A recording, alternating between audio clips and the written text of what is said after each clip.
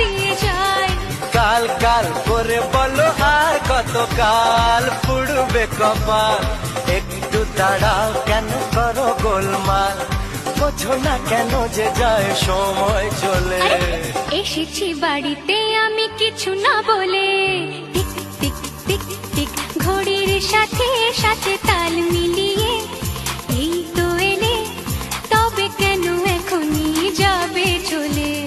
বলো কি বলার আছে, এসেছি তোমার কাছে।